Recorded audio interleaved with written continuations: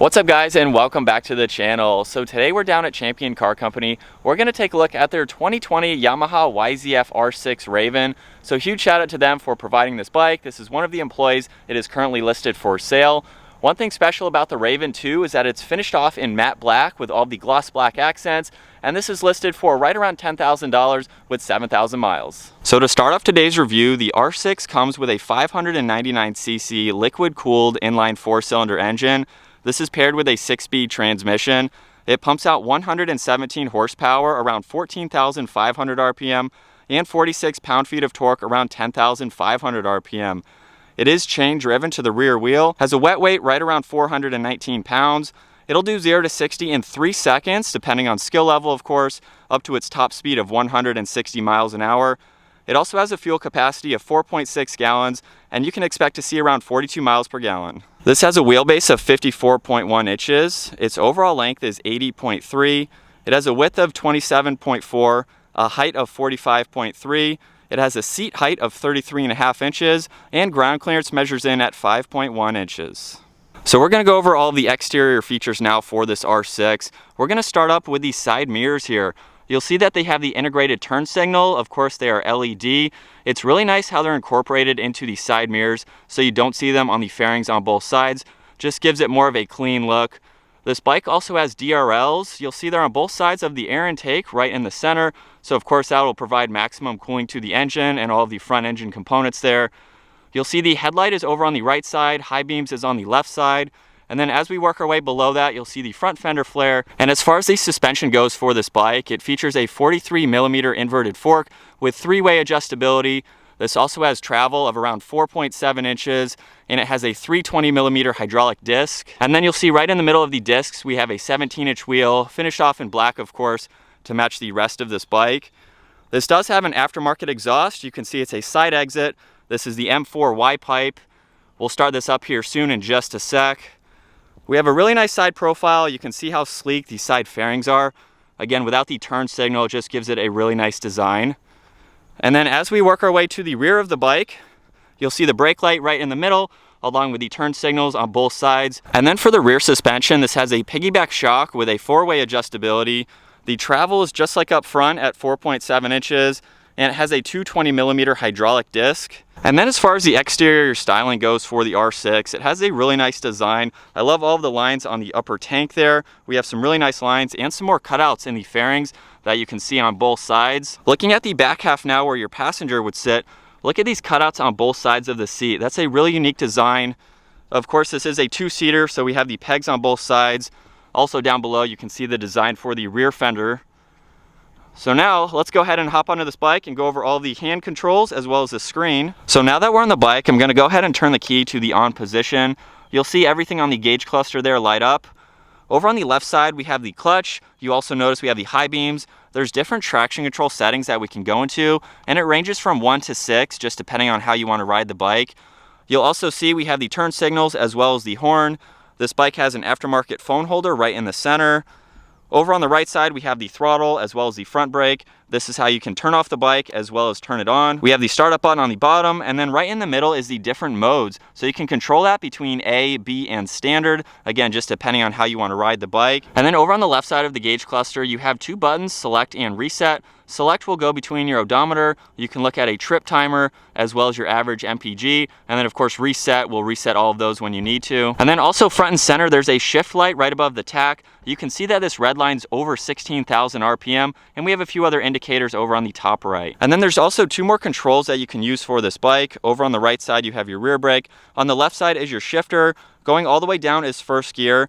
Halfway between first and second is neutral. And then you can go the rest of the way all the way up to 6th. And now it's time to fire this up. So over on the right side, we'll just push on this button and bring this R6 to life.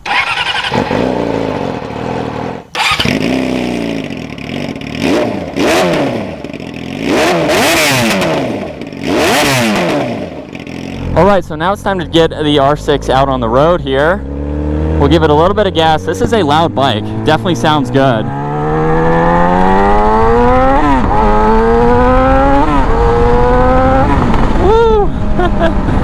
You can hear some pops in that exhaust as well. The R6 is a really fun bike to ride. I don't have a lot of experience on one though, My brother just did a review with his 2007 R6 against this bike, so if you'd like to see an ownership experience between the two bikes, I will link that down in the description below.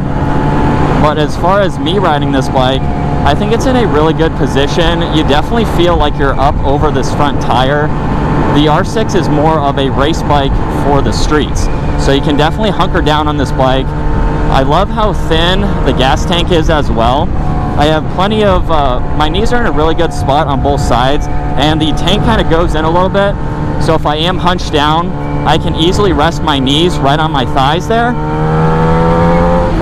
So if you're taking this on some twisty roads, which we'll get to a few here soon, it definitely has a great position for the style of the bike that this is. Now real quick, when you compare this to other 600cc bikes, they're really all going to be pretty much the same, just minus the seating position. You know, horsepower and torque may vary slightly. We're coming up to a turn here.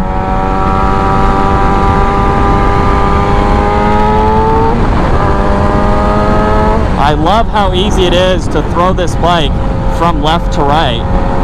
And as I mentioned earlier, with the seating position, you can really get leaned down on this bike and feel very confident in your ability to take this around turns. Now I hope you guys can hear me. Like I said, this is a loud bike.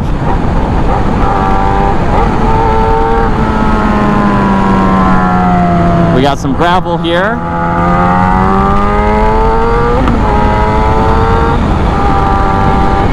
It's definitely a quick bike. Now I've had this in mode A, which is the high performance, you know, more torque. If I let off the throttle and I toggle all the way to B, so we'll give it some more gas here. That is almost half throttle. There is such a huge difference between A and B, and then you do have standard right in the middle.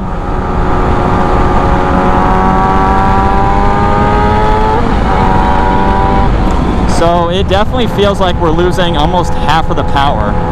It feels that different. It's very cool to be able to do that.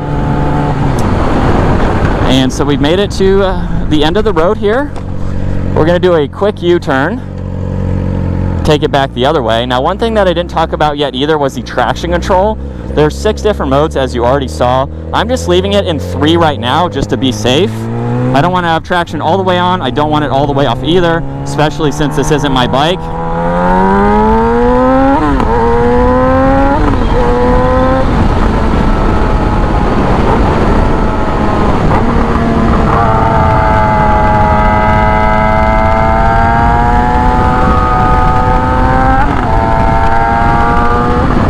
Woo! This is such a fun bike to ride. While it does weigh over 400 pounds, it's very easy to maneuver. Just going in the lane here, I do really like the seating position to it. My knees aren't that bent, but like I mentioned earlier, I'm definitely up over the gas tank a lot more than on my bike. I have a CBR 600. The riding position is way different, but I'm getting used to this one. And one thing that I will mention about this bike too, you saw earlier that this does have a back seat. Personally, I do not think this is a 2-person bike. While you could put somebody on the back, maybe you're going through the city or something like that, it's a very small back seat. So if you had to use it, it is there. But especially with the R6 being more of a track-focused bike that you can take to the streets, I definitely think this is a good 1-person.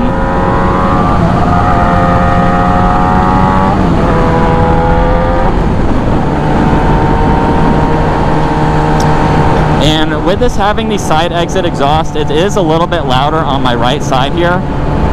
But of course, that just depends on the exhaust that you get for the bike. I think this is a really loud setup. It sounds really good too. I like all the pops that you can hear in the shifts. And let's talk about riding this as a daily motorcycle. I mentioned earlier, maybe you can see in the rear view, my brother is currently behind me on his R6. I think you could ride this every single day. Now, of course, that's going to depend on your riding style, your preference, if this is a bike that you could comfortably ride every day. Personally, I love the sport bike setup. It's really good for around the city, obviously going on back roads like we are on right now. and they can get a little bit uncomfortable, but you really have to ride them for, you know, 5-6 hours a day, unless you get used to it, of course. But this would definitely be a very fun bike to ride every single day. I love the matte black. I've always been a fan of the Raven edition for the R6, just with all this matte black, all the gloss black trim pieces on it too. And as far as the handle position goes, they're in a really good spot. Obviously, we have all the controls on both sides. As I went over those in today's video, they're very easy to get used to. You really don't even have to look down in order to tell where all of the hand controls are.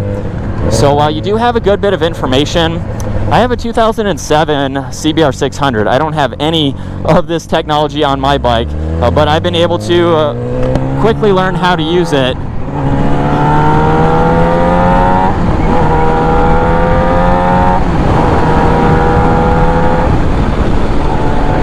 And we're up to speed. Just a small acceleration there. We're really going to give it some gas here and see how powerful this bike is. We are still in mode A, so I'm going all the way down to second gear. Here we go.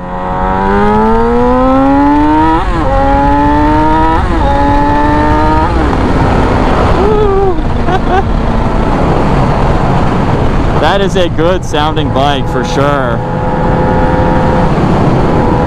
Now, one thing that I do want to talk about is we did a comparison between this bike and my brother's R6. This actually has, I think, a little bit less horsepower, but it has more torque in the low RPM. So I don't want to get the front wheel off the ground, but I want to give it a little bit of gas and see if I can feel this torque. Woo. I mean, it'll definitely get moving. That 0 to 60 time in around 3 seconds. Obviously, that just depends on your rider skill level. But this is a fast bike. This is a lot of fun to ride. I think that's going to wrap it up though for getting this Yamaha R6 out on the road. Once again, huge shout out to Champion Car Company. Definitely check out their website. I'll have all that info down in the description below. If you enjoyed today's video, give it a huge thumbs up. Smash that subscribe button so you can stay up to date with our daily uploads. I'll see you guys in the next video.